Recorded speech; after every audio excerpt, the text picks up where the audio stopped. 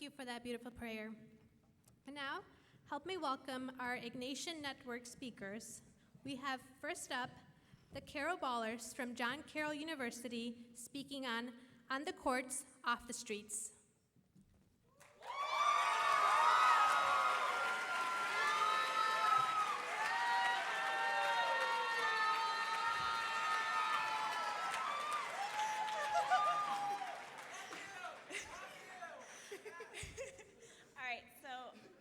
Hello, everyone. My name is Becky Barsa, and I'm a student at John Carroll University. The five of us are up here to represent the Carroll Ballers.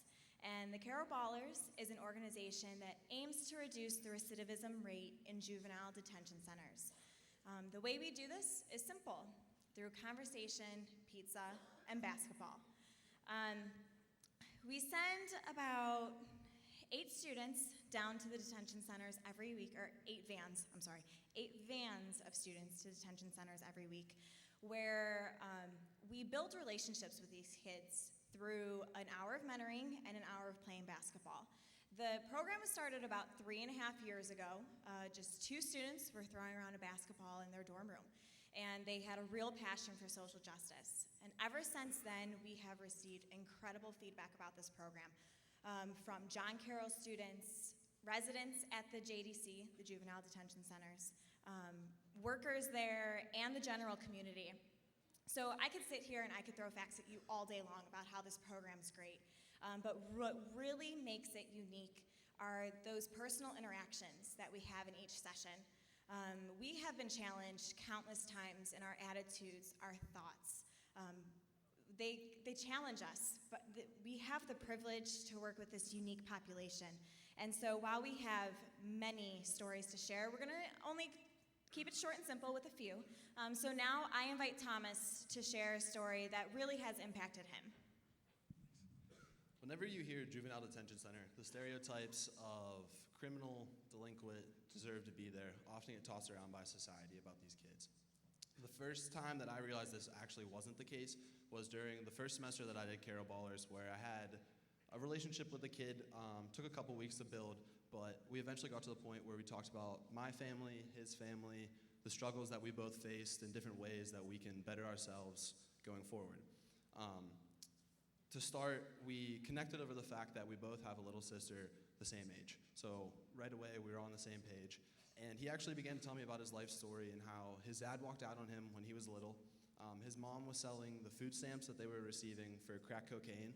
And it got to the point where he told me that he was in the detention center for the reason that he was stealing food from corner marts and superstores to feed his little sisters who had not eaten in 3 days. He himself had not eaten in 5. And so right then, I realized that this wasn't just a kid or a criminal or delinquent who didn't deserve a second chance at society, but rather a young man trying to survive.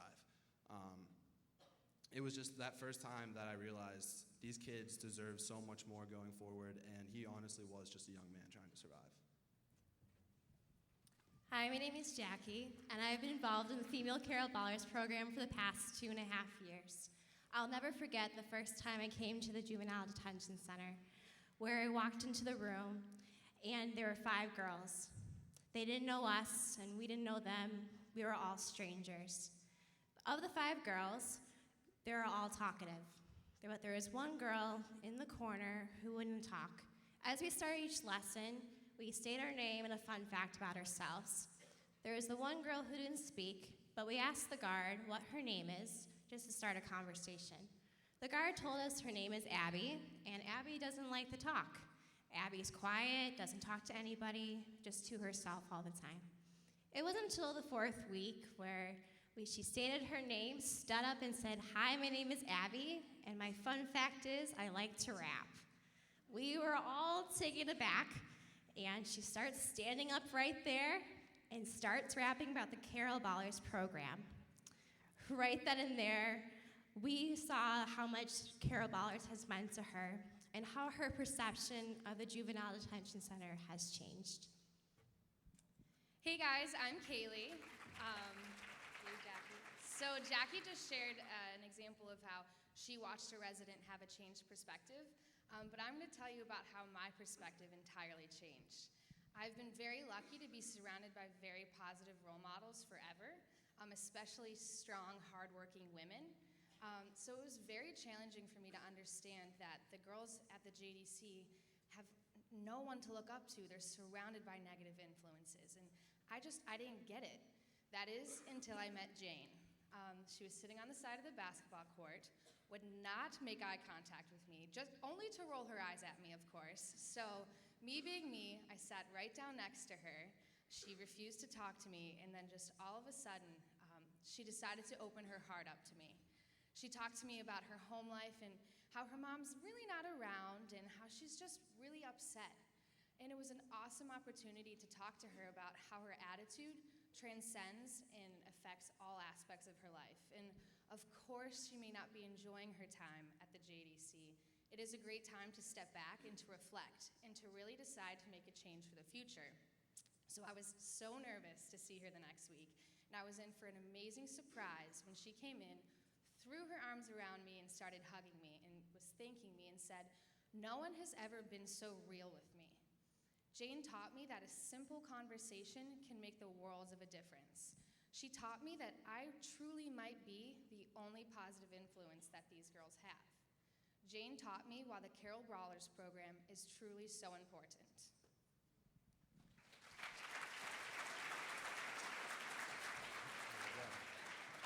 So, like Thomas, Kaylee, and Jackie, I've had transformative experiences as well, and I hope that we have touched many more lives than just the couple that we talked about here tonight.